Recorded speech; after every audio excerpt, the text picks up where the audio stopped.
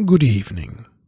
I and other members of the staff at the Friedrich von Junzt Library of Forgotten Worlds in Dusseldorf would like to welcome and thank you for tuning in to tonight's broadcast.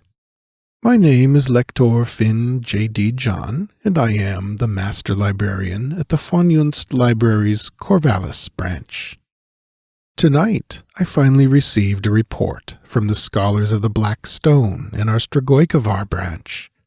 The library branch synced in as it is done every year but last at 13 minutes after sundown, at which time the scholars were able once again to enter Stregoicavar. For several of our newest scholars, this was their first opportunity to set foot in the land of the Black Stone.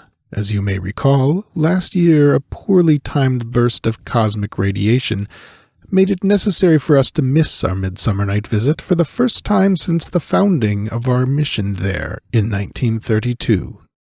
There was some concern that this might not have been an accident, but our excursion this year has brought back no evidence that anything is amiss. Our viewing party was able to witness the entire ritual echoed through the craggy Hungarian hills through the mists of time for 20,000 years. The grisly dance of sacrifice, the toad-like thing that emerged from the monolith to receive his due in blood, the fading of the dancers with the first light of dawn. Our scholars took copious notes and pronounced themselves well satisfied. Afterward, Lector Wouter van Hartbloot led a group of linguists in taking paper tracings of the runes on the stone. These were brought back to the Stregoicavar branch for further study, in hopes that we might finally decipher their meaning. I and the Council of Prefects are very much tempted to call the evening an unalloyed success, and we would, but for one minor thing. One of our party has expressed grave concerns about this year's observation of the ritual. That would be Master Lector Vladislav Drakovsky, the eldest scholar of the Black Stone, who has been with us on these expeditions since shortly after the Black Stone came to the library's attention in 1931. Master Lector Drakovsky was seen looking very grave and troubled after this year's ritual and murmuring to himself. When Lector van Hartbloot asked him what was wrong, he said, "I have witnessed every ghostly ritual for 80 years, missing not a single one, not a single year, until 2013. Every one of them was slightly different. The sacrificial victims were different. The fetish priest spoke in different tones. The number of acolytes behind him was different. The size of the crowd of worshippers was different. I have known for some time that what we were watching was not a replaying over and over again of the same ancient ritual mirrored through time, but of each subsequent year's ritual moving forward through time.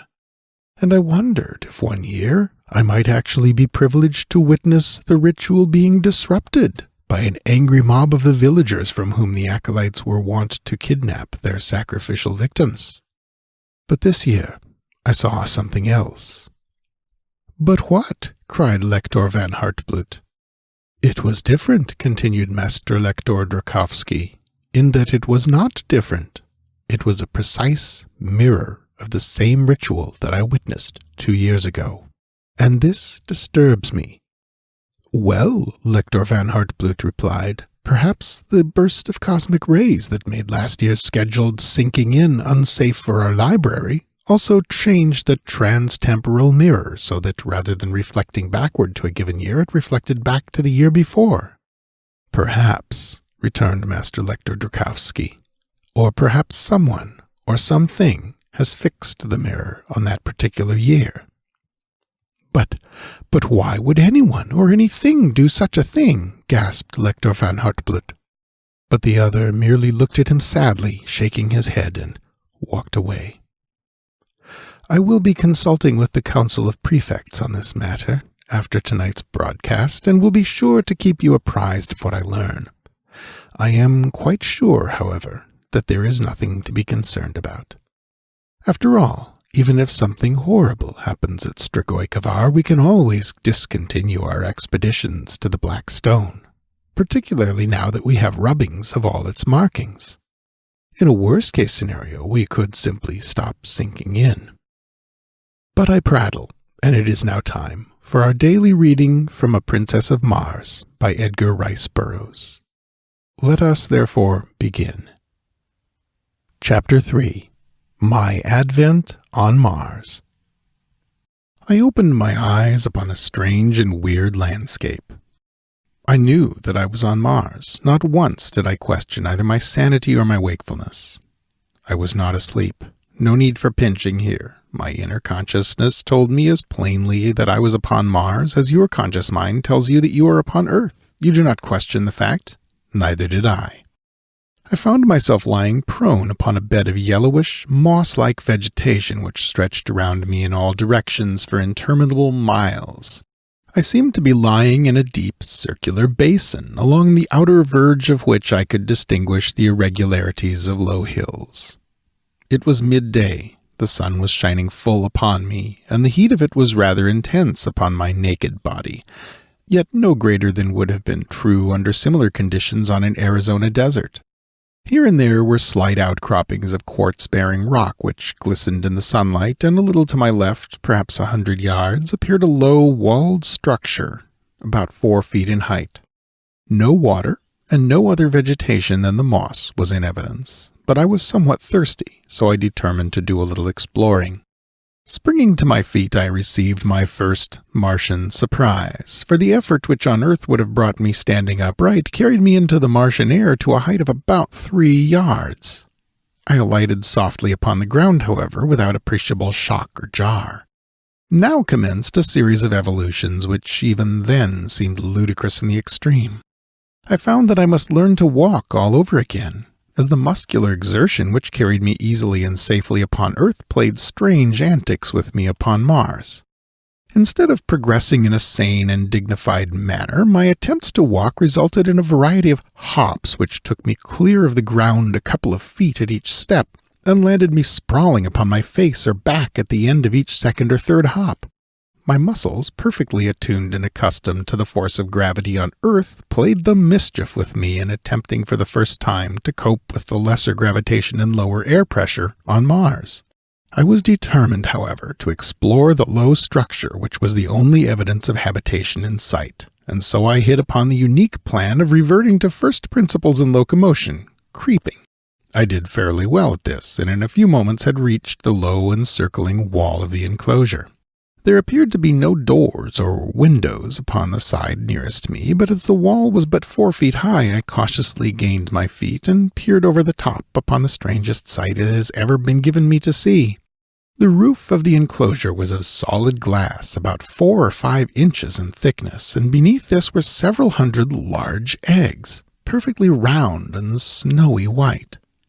The eggs were nearly uniform in size, being about 2.5 feet in diameter. 5 or 6 had already hatched, and the grotesque caricatures which sat blinking in the sunlight were enough to cause me to doubt my sanity. They seemed mostly head, with very little scrawny bodies and long necks and 6 legs, or as I afterwards learned, 2 legs and 2 arms, with an intermediary pair of limbs that could be used at will as either arms or legs. Their eyes were set at the extreme sides of their heads, a trifle above the center, and protruded in such a manner that they could be directed either forward or back, and also independently of each other, thus permitting this queer animal to look in any direction or in 2 directions at once without the necessity of turning the head. The ears, which were slightly above the eyes and closer together, were small cup-shaped antennae, protruding not more than an inch on these young specimens. Their noses were but longitudinal slits in the center of their faces, midway between their mouths and ears. There was no hair on their bodies, which were of a very light yellowish-green color. In the adults, as I was to learn quite soon, this color deepens to an olive green and is darker in the male than in the female. Further, the heads of the adults are not so out of proportion to their bodies as in the case of the young. The iris of the eyes is blood red, as in albinos, while the pupil is dark. The eyeball itself is very white, as are the teeth, these latter add a most ferocious aspect to an otherwise fearsome and terrible countenance, as the lower tusks curve upward to sharp points which end about where the eyes of earthly beings are located. The whiteness of the teeth is not that of ivory, but of the snowiest and most gleaming of china.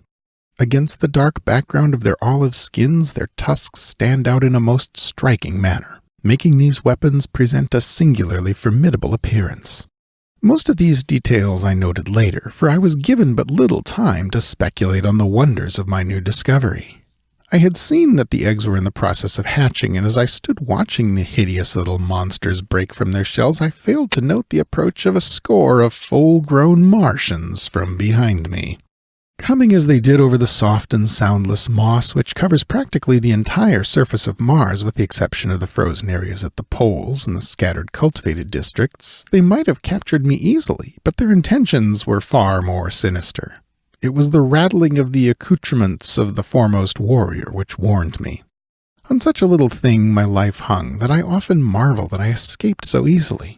Had not the rifle of the leader of the party swung from its fastenings beside his saddle in such a way as to strike against the butt of his great metal-shod spear, I should have snuffed out without ever knowing that death was near me. But the little sound caused me to turn, and there upon me, not 10 feet from my breast, was the point of that huge spear, a spear 40 feet long, tipped with gleaming metal and held low at the side of a mounted replica of the little devils that I had been watching. But how puny and harmless they now looked beside this huge and terrific incarnation of hate, of vengeance, and of death. The man himself, for such I may call him, was fully 15 feet in height, and on earth would have weighed some 400 pounds. He sat his mount as we sit a horse, grasping the animal's barrel with his lower limbs, while the hands of his 2 right arms held his immense spear low at the side of his mount. His 2 left arms were outstretched laterally to help preserve his balance, the thing he rode having neither bridle nor reins of any description for guidance. And his mount!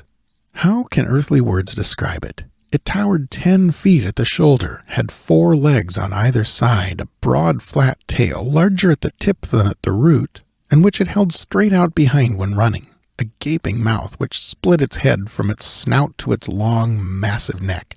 Like its master, it was entirely devoid of hair, but was a dark slate color and exceedingly smooth and glossy. Its belly was white, and its legs shaded from the slate of its shoulders and hips to a vivid yellow at its feet. The feet themselves were heavily padded and nailless, which fact had also contributed to the noiselessness of their approach, and in common with a multiplicity of legs is a characteristic feature of the fauna of Mars. The highest type of man and one other animal, the only mammal existing on Mars, alone have well-formed nails, and there are absolutely no hoofed animals in existence there. Behind this first charging demon trailed 19 others, similar in all respects, but as I later learned, bearing individual characteristics peculiar to themselves, precisely as no 2 of us are identical, although we are all cast in similar mold. This picture, or rather materialized nightmare, which I have described at length, made but one terrible and swift impression upon me as I turned to greet it. Unarmed and naked as I was, the first law of nature manifested itself in the only possible solution to my immediate problem, and that was to get out of the vicinity of the point of that charging spear. Consequently, I gave a very earthly and at the same time superhuman leap to reach to the top of the Martian incubator, for such I had determined it must be. My effort was crowned with a success which appalled me no less than it seemed to surprise the Martian warriors, for it carried me fully 30 feet into the air, and landed me 100 feet from my pursuers and on the opposite side of the enclosure. I alighted upon the soft moss easily and without mishap, and turning saw my enemies lined up along the further wall. Some were surveying me with expressions which I afterward discovered marked extreme astonishment, and the others were evidently satisfying themselves that I had not molested their young. They were conversing together in low tones and gesticulating and pointing toward me. Their discovery that I had not harmed the little Martians and that I was unarmed must have caused them to look upon me with less ferocity. But as I was to learn later, the thing that weighed most in my favor was my exhibition of hurdling. While the Martians are immense, their bones are very large, and they are muscled only in proportion to the gravitation which they must overcome.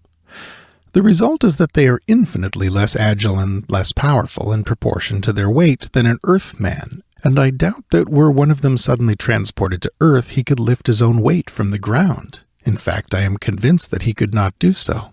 My feat, then, was as marvelous upon Mars as it would have been upon Earth, and from desiring to annihilate me, they suddenly looked upon me as a wonderful discovery to be captured and exhibited among their fellows. The respite my unexpected agility had given me permitted me to formulate plans for the immediate future, and to note more closely the appearance of the warriors, for I could not disassociate these people in my mind from those other warriors who only the day before had been pursuing me. I noted that each was armed with several other weapons in addition to the huge spear which I have described. The weapon which caused me to decide against an attempt of escape by flight was what was evidently a rifle of some description, which I felt for some reason they were peculiarly efficient in handling. These rifles were of a white metal stocked with wood, which I later learned was a very light and intensely hard growth much prized on Mars and entirely unknown to us denizens of Earth. The metal of the barrel was an alloy composed primarily of aluminum and steel, which they have learned to temper to a hardness far exceeding that of the steel with which we are familiar. The weight of these rifles is comparatively little, and with the small caliber explosive radium projectiles which they use, and the great length of the barrel, they are deadly in the extreme, and at ranges which would be unthinkable on Earth. The theoretic effective radius of this rifle is 300 miles, but the best they can do in actual service when equipped with their wireless finders and sighters is a trifle over 200 miles. This is quite far enough to imbue me with great respect for the Martian firearm, and some telepathic force must have warned me against an attempt to escape in broad daylight from under the muzzles of 20 of these death-dealing machines. The Martians, after conversing for a short time, turned and rode away in the direction from which they had come, leaving one of their number alone by the enclosure. When they had covered perhaps 200 yards, they halted, and turning their mounts toward us, sat watching the warrior by the enclosure. He was the one whose spear had so nearly transfixed me, and was evidently the leader of the band, as I had noted that they seemed to have moved to their present position by his direction. When his force had come to a halt, he dismounted, threw down his spear and small arms, and came around the end of the incubator toward me, entirely unarmed and as naked as I, except for the ornaments strapped upon his head, limbs, and breast. When he was within 50 feet of me, he unclasped an enormous metal armlet, and holding it toward me in the open palm of his hand, addressed me in a clear, resonant voice, but in a language it is needless to say that I could not understand. He then stopped as though waiting for my reply, pricking up his antenna-like ears and cocking his strange-looking eyes still further toward me. As the silence became painful, I concluded to hazard a little conversation on my own part, as I had guessed that he was making overtures of peace. The throwing down of his weapons and the withdrawing of his troop before his advance toward me would have signified a peaceful mission anywhere on Earth, so why not then on Mars? Placing my hand over my heart, I bowed low to the Martian and explained to him that while I did not understand his language, his actions spoke for the peace and friendship that at the present moment were most dear to my heart. Of course, I might have been a babbling brook for all the intelligence my speech carried to him, but he understood the action with which I immediately followed my words. Stretching my hand toward him, I advanced and took the armlet from his open palm, clasping it about my arm above the elbow, smiled at him, and stood waiting. His wide mouth spread into an answering smile, and locking one of his intermediary arms in mine, we turned and walked back toward his mount. At the same time, he motioned his followers to advance. They started toward us on a wild run, but were checked by a signal from him. Evidently, he feared that were I to be really frightened again, I might jump entirely out of the landscape. He exchanged a few words with his men, motioned to me that I would ride behind one of them, and then mounted his own animal. The fellow designated reached down 2 or 3 hands and lifted me up behind him on the glossy back of his mount, where I hung on as best I could by the belts and straps which held the Martian's weapons and ornaments. The entire cavalcade then turned and galloped away toward the range of hills in the distance. That's all for tonight, listeners. This broadcast is a production of the Friedrich von Junzt Library of Forgotten Worlds, with branches in Dusseldorf, Stregoicavar, and Corvallis. I now join the Council of Prefects and my colleagues in the library in bidding you farewell until tomorrow evening. Thank you once again, listeners. Good night, and as always,